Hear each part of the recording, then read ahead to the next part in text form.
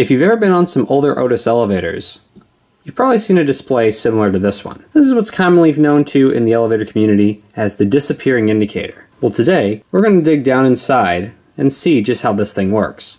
Let's go ahead and get started. So like I just said, if you've seen some older Otis elevators, chances are you might have seen one of these displays before, and they're quite interesting. They are a projection style display. So these come in both 1 and 2 digit displays. The one we are looking at today is a single digit display. We're going to break this thing down, see how it works, and see how you can make it do something. So normally the only thing that you would see of this display is just the display itself, or the circle here. You'll notice though, however, this is actually quite a large piece, and there's a lot more to it than you would think. So we'll start this by just taking a closer look at this piece itself. There's not really a whole lot to it. However, there is this kind of not completely clear plastic part on the back, and this is what the numbers are projected onto. So they light up on here.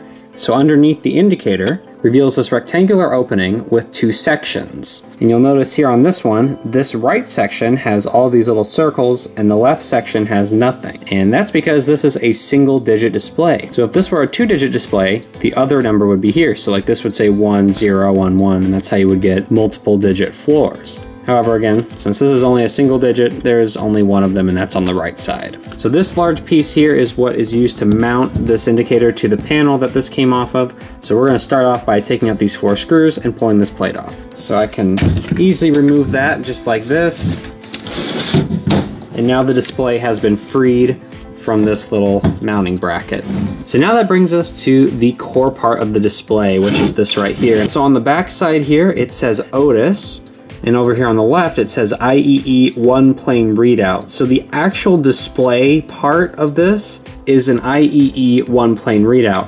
However, the housing and everything else is Otis. So that says Otis on here. So in order to access said One Plane Readout, we need to take this cover off, and that's 4 more screws. And now I can gently pry the top off, revealing the inside of how this works. So like I said before, if you were to have a second digit, all of this would be repeated on this side, and then this would project the left digit. So the first thing I'm going to do is remove the light bulbs, and you can actually do this without taking the whole thing apart. There's these metal tabs here, and if you just lift those up, you can pull out the entire array of bulbs. And you'll notice here, there are only 8 bulbs with a maximum of 12. So each bulb corresponds to its own number. So if one of these bulbs burn out, the number no longer works. And the only way to fix it is to pop this out, figure out which bulb it is, take the bulb out, and put a new one in. These are MB type bulbs, so these are easy to get a hold of, especially in lower voltages. And I believe these are 6 volt already, so that's really nice as well. As for the wiring of this, it's quite simple.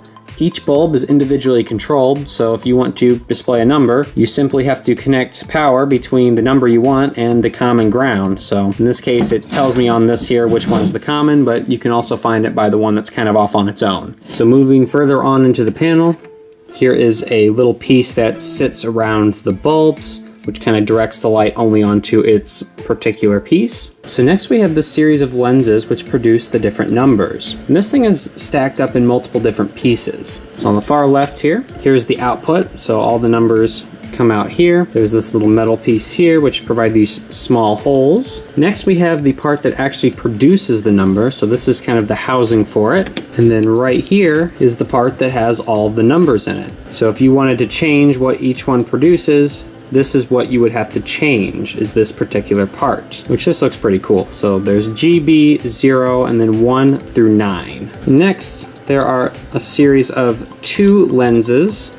So here's the first set of lenses here, which sit on top of this. And then here we have the second set. And you can see here, these are quite yellowed. And then that sits on top there, completing the assembly. And then of course, finally, there's just the mirror that sits in here on a 45-degree angle to take this and put it out onto the display. So it just slides back in place. Now before we close this thing up, let's take a look at it working from the inside. So you see if I turn on one of the bulbs, it shines through the lens and then it projects it out here.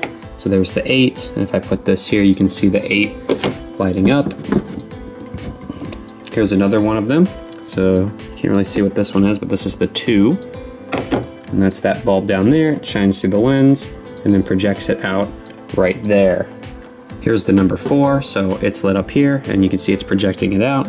There's 4. And obviously the further you pull this away from the center, and the more out of focus and also just bigger it gets. And that is pretty much it for how this display works. So when next time you see an Otis disappearing indicator, now you kind of know what's going on behind the scenes. So let's get this thing put all back together. And just like that, everything is put back together and this thing is back to working again. And again, it is super easy to wire this thing up and to make it work. You just have to locate your common wire and then tap each individual wire you want for each number, and it lights up on the display. To make a controller for this, you would just need some way to activate each of the wires. If you had this on a car panel, you could make it where each button lights up the corresponding number. There's a lot of different things you could do with this. However, that's for another project. This was just mainly a detailed look and showing you how these displays work. Hope you enjoyed it, hope you found it interesting. I certainly did. These are definitely some of the more interesting displays I've seen out there, and they're definitely really clever.